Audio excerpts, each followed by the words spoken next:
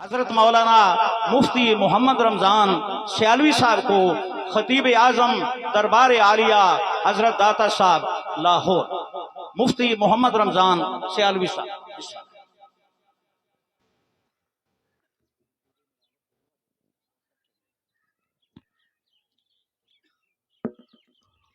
الحمد لله وكفى وسلام على عباده الذين اصطفى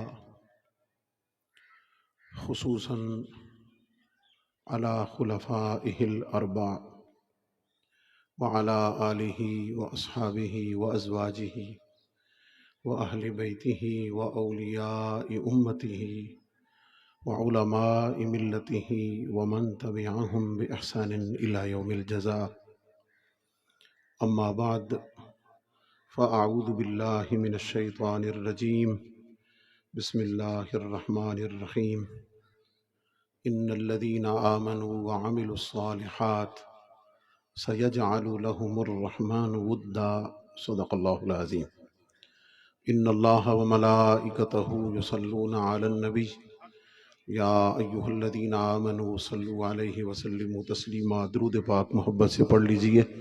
والصلاة والسلام عليك يا سيدي يا رسول الله وعلى آلك وأصحابك يا سيدي يا حبيب الله.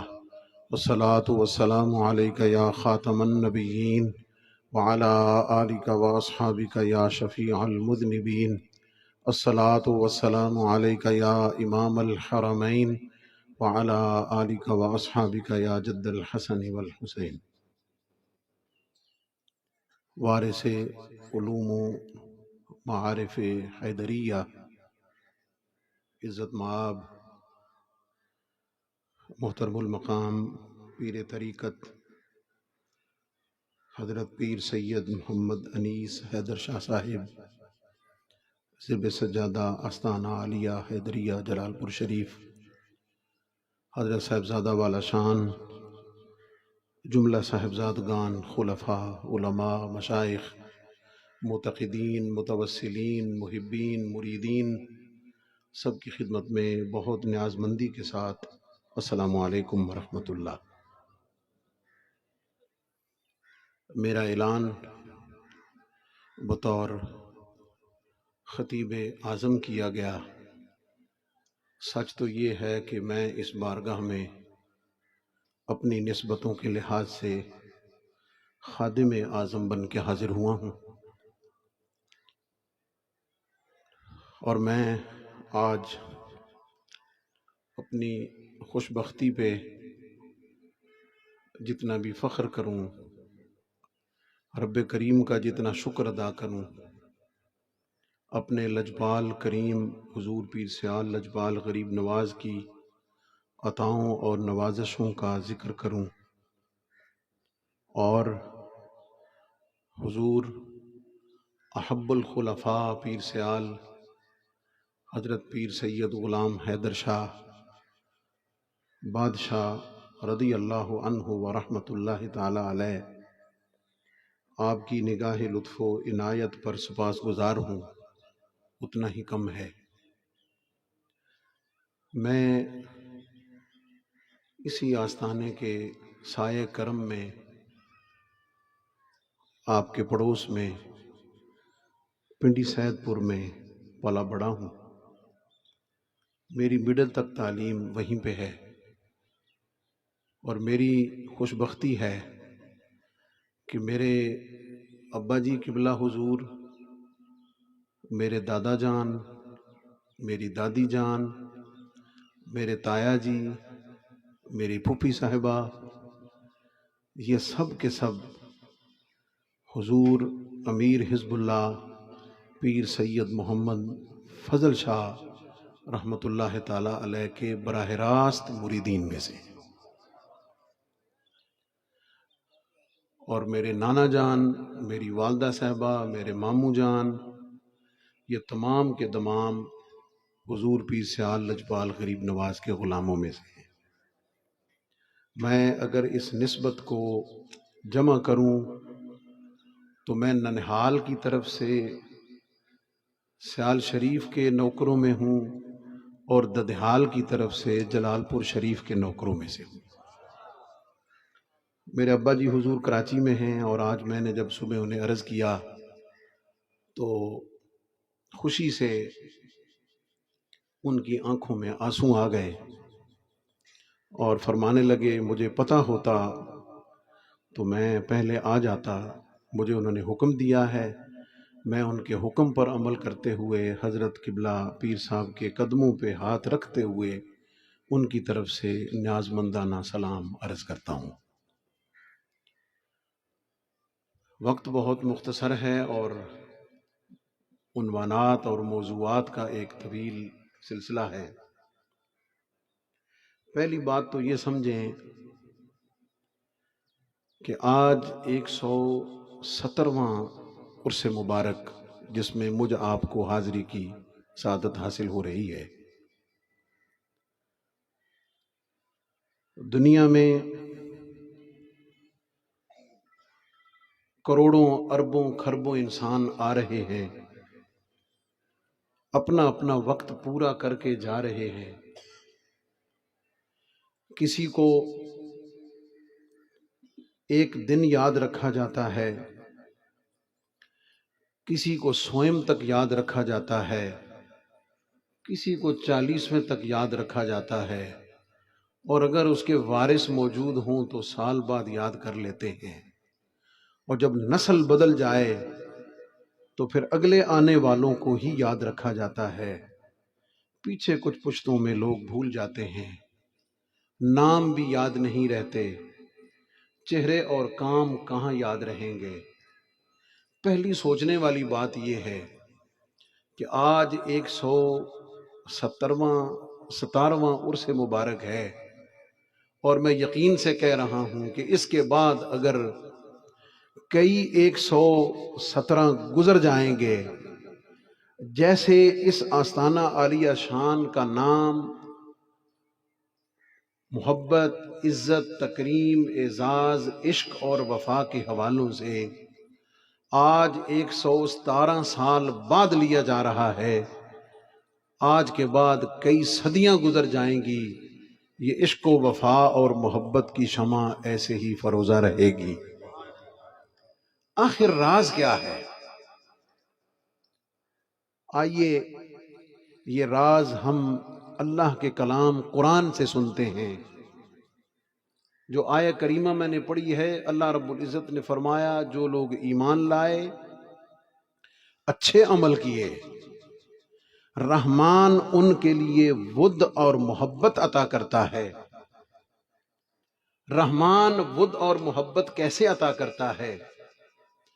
جب بندہ نبی پاک علیہ السلام کی اتباع میں کامل ہو کر مقام محبوبیت تک جا پہنچتا ہے، ان کنتم تحبون اللہ فاتبعونی یحببکم اللہ کا اعزاز جب پا لیتا ہے، رب جبریل کو بلا کر حدیث قدسی کے مطابق فرماتا ہے جبریل میں نے زمین پہ فلاں بندے کو محبوب بنا لیا ہے، تو بھی اس سے محبت کر۔ حکم ہوتا ہے جبریل جا کے ملائے اعلیٰ میں تمام فرشتوں میں اعلان کر دے کہ اللہ نے زمین پر فلاں کو محبوب بنا لیا ہے، اے تمام فرشتوں تم بھی فلاں سے محبت کرنا شروع کر دو۔ ود کیسے عطا ہوتی ہے؟ ود کا انعام کیسے ملتا ہے؟ بات صرف خدا اور فرشتوں تک نہیں رہتی، اعلان ہوتا ہے کہ جبریل یہ محبت جو میں بندے سے کر رہا ہوں، جس محبت کا حکم تجھے ملا ہے، اس محبت کو زمین پہ انڈیل دے۔ اور حدیث قدسی کے مطابق مفہوماً جو خوش بخت ہوتے ہیں، جو خوش نصیب ہوتے ہیں، جو اعلیٰ بخت ہوتے ہیں، ان کے دلوں میں ان کی محبت ڈال دی جاتی ہے۔ جب وہ محبت عطا ہو جاتی ہے، پھر وہ محبت زمان و مکان سے آزاد ہوتی ہے، وہ نسبت و اعزاز سے آزاد ہوتی ہے۔ وہ صدیاں گزر جائیں، وہ نسلیں گزر جائیں، حکومتیں بدلتی رہیں گی، حالات بدلتے رہیں گے، ادوار بدلتے رہیں گے، لوگوں کے طریق و اطوار بدلتے رہیں گے، لیکن ان کی محبت کا جام دلوں میں اسی طرح موجود رہے گا۔ آج 117 سال کے بعد عشق و محبت کی یہ شمع فروزاں ہے، عشق و وفا کی یہ شمع اسی طرح اپنی وفاؤں کے ساتھ، اپنے فیضان کے ساتھ اسی طرح فروزاں ہے۔ فانوس بن کے جس کی حفاظت ہوا کرے، وہ شمع کیا بجھے جسے روشن خدا کرے۔ اور میں اس میں تبدل کرتا ہوں، وہ شمع کیا بجھے جسے روشن مصطفیٰ کرے، وہ شمع کیا بجھے جسے روشن اعلی حضرت شمس العارفین فرمائیں۔ وہ شمع کیسے بجھ سکتی ہے، اس کی چمک کیسے ماند پڑ سکتی ہے کہ جس پر اللہ کی رحمت کا بھی سایہ ہے، مصطفیٰ کریم کے کرم کا بھی سایہ ہے، اور اپنے لجپال کریم کی کرم نوازیوں کی چھاؤں بھی ہمیشہ کے لیے موجود ہے۔ دوسری بات، یہ احب الخلفاء ہونے کا اعزاز۔ خلفاء تو بے شمار ہیں، مریدین بے حد و بے حساب ہیں، یہ احب الخلفاء کہ خلفاء کی ترتیب میں سر فہرست اگر شیخ کریم کی بارگاہ میں نام لیا جائے، فیض یافتگان کی لسٹ بنائی جائے، ترتیب کے ساتھ ذکر کیا جائے، اور جسے شیخ کریم لجپال فخر کے ساتھ اپنوں میں سر فہرست رکھیں، اس ہستی کا نام پیر سید غلام حیدر شاہ بادشاہ کے ساتھ لیا جاتا ہے۔ اور 130-35 سال پہلے کے حالات، جب پاکستان نہیں، اسے خطہ پوٹھوہار کہا جاتا تھا، اور یاد رکھنا یہ جلال پور، اس کی بنیاد جلال الدین اکبر نے رکھی، سکندر اعظم بھی یہاں پڑاؤ کرنے کے لیے آیا، یہ جلال پور رہا، یہ جلال پور رہا۔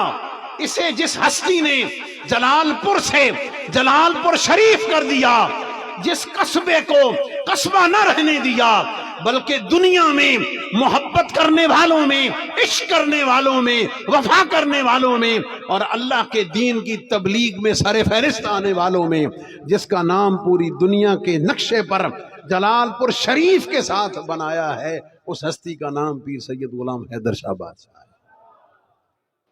اس زمانے کے معروضی حالات بھی اگر آپ کو موقع ملے پڑھنے کا، تو کفرستان کہیں، بت پرستی کا گڑھ کہیں، توہمات کا مرکز کہیں، طلسمات کا مرکز کہیں، ہندوؤں کی رسومات اور بت پرستی کا مرکز کہیں، ان کے نشانات تو آج بھی ڈھیری میں موجود ہیں، دیکھے جا سکتے ہیں کہ وہ حالات کیا ہوں گے، لیکن مسلمان مغلوب ہیں۔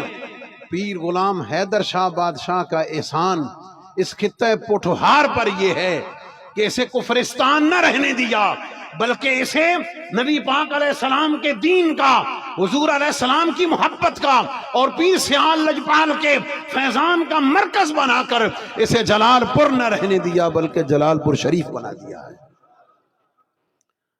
اور پیر سید مظفر شاہ رحمت اللہ تعالی علیہ کے بعد جس ہستی نے پوری دنیا میں امیر حزب اللہ بن کر خطہ پوٹھوہار کا پورا دورہ کر کے گھر گھر، نگر نگر، گلی گلی اللہ رب العزت کی وحدانیت کے ترانوں کو عام کیا ہے، نبی پاک علیہ السلام کی رسالت کے پیغام کو عام کیا ہے، اور مسلمانوں کو اس مغلوبیت کی حالت سے نکال کر وہ غالب ہونے کی حالت میں عزت کے ساتھ، اعزاز کے ساتھ سر اٹھا کے جینے کا اگر حق دیا ہے تو یہ احسان ہے پیر سید غلام حیدر شاہ رحمت اللہ تعالی علیہ کا۔ اور امیر حزب اللہ پیر سید محمد فضل شاہ رحمۃ اللہ تعالی علیہ کا۔ اور ایک بات اور یاد رکھنا، ہم چونکہ گداؤں کی صف میں کھڑے ہیں نا، اس لیے اظہار کرنے میں حرج نہیں ہے، آپ کے لیے یہ میں عرض کر رہا ہوں، اپنے لیے۔ آپ کے محبوب خدام خلفاء میں پیر سید افتخار شاہ صاحب جلوہ فرما ہیں، یہ خود حضرت شیخ الاسلام والمسلمین خواجہ محمد قمر الدین سیالوی رضی اللہ عنہ، ان کی بارگاہ میں موجود ہیں، اور حضرت صاحبزادہ رب نواز صاحب رحمۃ اللہ تعالی علیہ بھی موجود ہیں، اور تعارف ہوتا ہے، یہ کو خدمت سر انجام دیتے ہیں، تھیلا اٹھا کے لاتے ہیں۔ صاحبزادہ صاحب حضور شیخ الاسلام غریب نواز سے پوچھتے ہیں کہ جناب یہ کون ہے؟ تو حضور شیخ الاسلام نے فرمایا یہ جلال پور شریف کے خدام میں سے ہیں، اور میں نے ان سے مانگ کر اسے لیا ہے۔ جب یہ تعارف سنا تو پھر اگلا تبصرہ اور پیر کا جملہ سنیں اور اپنی خوشبختی اور نسبت پہ ناز کریں۔ حضرت صاحبزادہ رب نواز صاحب رحمۃ اللہ تعالی علیہ نے فرمایا، عرض کی حضور شیخ الاسلام غریب نواز کی خدمت میں کہ حضور میں تو سمجھا تھا کہ امیر حزب اللہ پیر سید فضل شاہ رحمۃ اللہ تعالی علیہ کے بعد یہ گدی ختم ہو جائے گی، یہ ختم ہو گئی ہے معروضی حالات کے پیش نظر، لیکن اس ہستی کا ذکر میں کیوں نہ کروں جن کی زیارت سے میں نے بھی اپنی آنکھوں کو ٹھنڈا کیا ہوا ہے اپنے بچپن کے حالات میں، پیر سید برکات احمد شاہ رحمۃ اللہ تعالی علیہ کے ذکر خیر کے ساتھ۔ آپ فرماتے ہیں کہ جب وہ واپس تشریف لائے اور اس مسند پہ جلوہ فرما ہوئے، جب وہ گفتگو کرتے ہیں، جب وہ علمی نکات بیان کرتے ہیں، تو پتہ یوں چلتا ہے کہ اس سارے کا سارا فیض اسی طرح جاری و ساری ہے۔ جب یہ تبصرہ حضرت صاحبزادہ حاجی رب نواز صاحب نے فرمایا، اس کے بعد جو حکم، جو ارشاد پیر خانے کی طرف سے، مرشد کی طرف سے بطور سند عطا ہوا ہے، وہ سنیں، یاد رکھیں، پلے باندھیں۔ آپ نے فرمایا کہ اس مصلی پہ جو بھی آئے گا،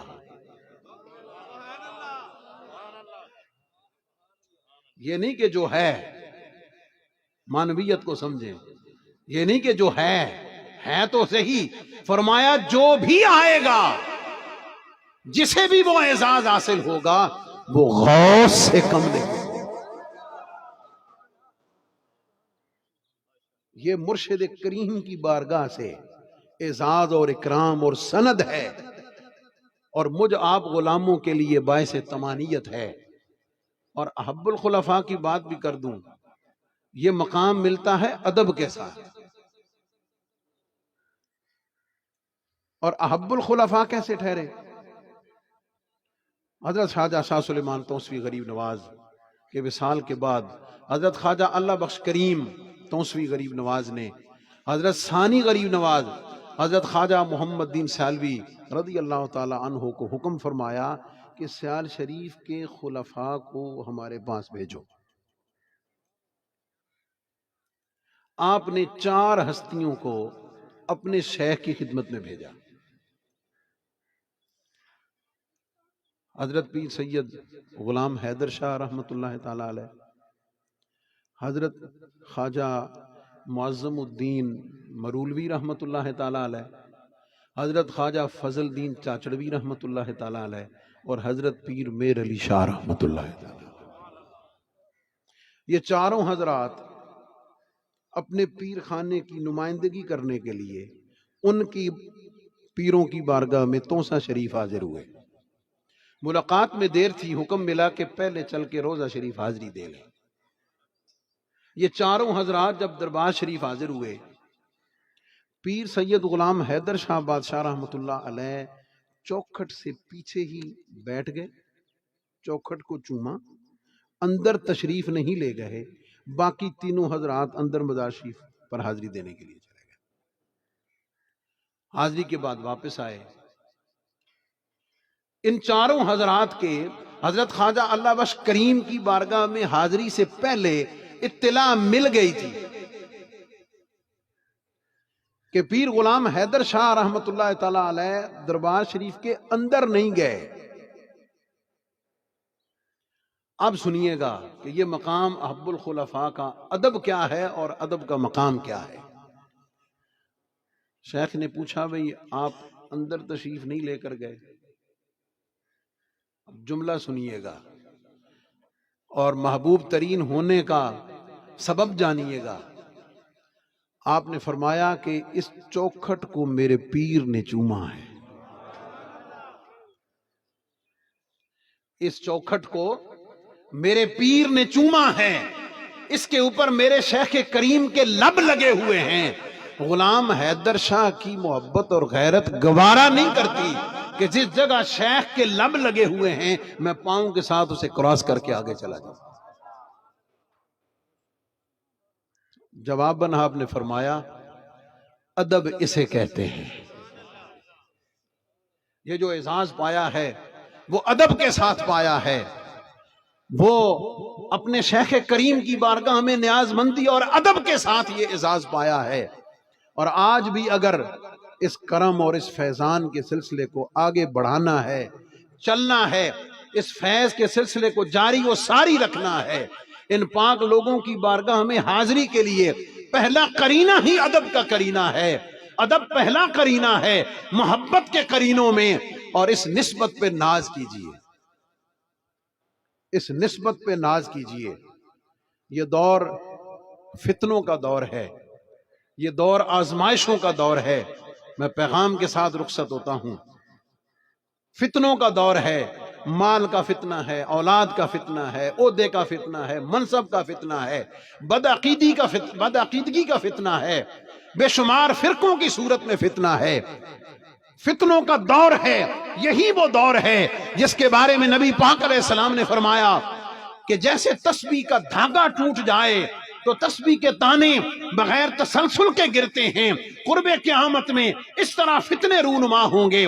صبح فتنہ اور ہے، شام کو اور ہے۔ میں بڑی ذمہ داری کے ساتھ قدموں پہ ہاتھ رکھتے ہوئے، دعائیں اور نیاز لیتے ہوئے یہ بات عرض کر رہا ہوں، آج کے دور میں جس نے فتنوں سے بچنا ہے اور ایمان کے ساتھ اس دنیا کے ساتھ نبی پاک علیہ السلام کی غلامی میں رخصت ہونا ہے، خدا کی قسم اٹھا کے کہتا ہوں کوئی اور ذریعہ نہیں ہے، کوئی اور وسیلہ نہیں ہے، کوئی اور طریقہ نہیں ہے۔ ان اصحاب نسبت کے قدموں سے لپٹ جاؤ، دنیا سے ایمان کے ساتھ رخصت ہو جاؤ۔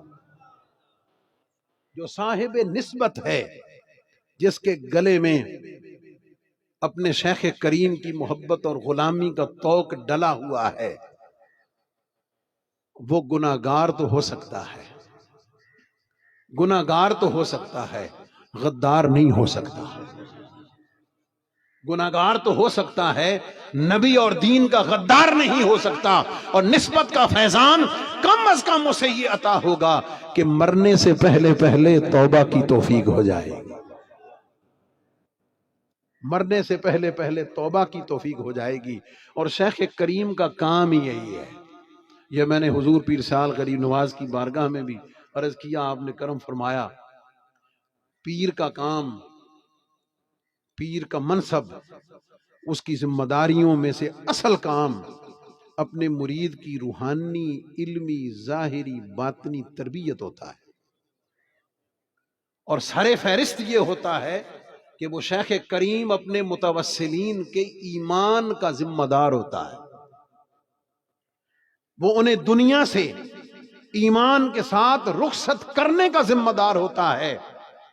قبر میں جا کر نبی پاک علیہ السلام کی بارگاہ میں پیش کرنے کا ذمہ دار ہوتا ہے، اور میدان حشر میں جا کر اپنے مریدین کے ساتھ سب کو نبی پاک علیہ السلام کی بارگاہ میں پیش کرنے کا ذمہ دار ہوتا ہے۔ اور یہ جملہ میرے شیخ کریم نے فرمایا کہ حضور یہ دنیا میں میرے ذمے لگے تھے، یہ دنیا میں میرے کھاتے میں تھے، یا رسول اللہ اب آپ کی خدمت میں پیش کر رہا ہوں، آپ انہیں قبول فرما لیجیے۔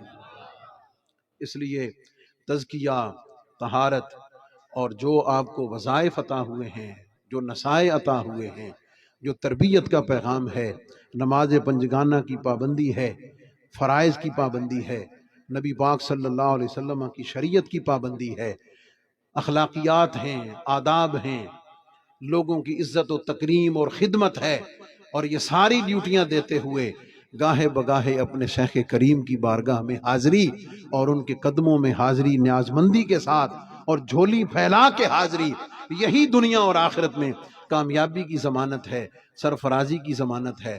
میرے ابا جی حضور بھی آج بھی مجھے کئی دفعہ بتائے بغیر بڑے بڑے دن یہاں گزار کے چلے جاتے ہیں، اور کبھی انہوں نے بتایا ہی نہیں ہے یہاں کہ میں خطیب داتا دربار کا باپ ہوں، اور میں سمجھتا ہوں کہ یہ ان کی نیاز مندی کا فیض ہے، ان کی نیاز مندی کا یہ فیض ہے کہ اللہ رب العزت نے مجھ جیسے ناکارہ اور نکمے کو ایک طرف اس آستان کے غلاموں میں رکھا ہوا ہے تو دوسری طرف حضور پیر سال کے غلاموں کی فہرست میں، اور ان دونوں نسبتوں کی لاج یہ رکھی ہوئی ہے کہ مجھے اٹھا کر داتا علی حجویری کے قدموں میں پہنچا دیا ہے۔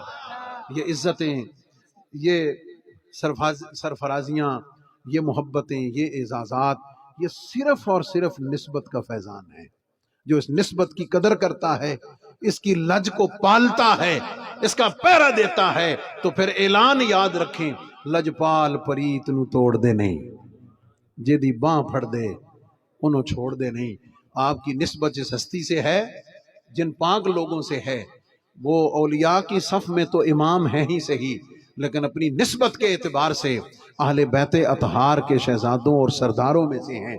وہ دونوں چیزیں اگر اکٹھی کر لیں تو خدا کی قسم اٹھا کے کہتا ہوں، جو ان کے ساتھ جڑنے والا ہے نہ دنیا میں نامراد ہو سکتا ہے، نہ آخرت میں ناکام ہو سکتا ہے۔ یہ محبت ایسی ہے، یہ اتباع ایسی ہے، یہ تعلق ایسا ہے، یہ نسبت ایسی ہے کہ جو نہ دنیا میں ناکام ہونے دے گی، نہ آخرت میں کہیں تمہیں ناکام ہونے کی طرف لے جانے دے گی۔ لیکن شرط کیا ہے؟ ہم تو مائل بکرم ہیں، کوئی سائل ہی نہیں، راہ دکھلائیں کسے، کوئی راہ رب منزل ہی نہیں۔ تم آ کر دیکھو تو صحیح، جبین نیاز کو جھکا کر دیکھو تو صحیح، جھولی پھیلا کر دیکھو تو صحیح، اور مانگ کے دیکھو تو صحیح، مانگنے کا سلیقہ سیکھ کے دیکھو تو صحیح۔ جو مانگو گے عطا خدا کرتا ہے، عطا خدا کرتا ہے، لیکن یاد رکھنا صدقہ مصطفیٰ اور آل مصطفیٰ کرتا ہے۔ وآخر دعوانا الحمدللہ۔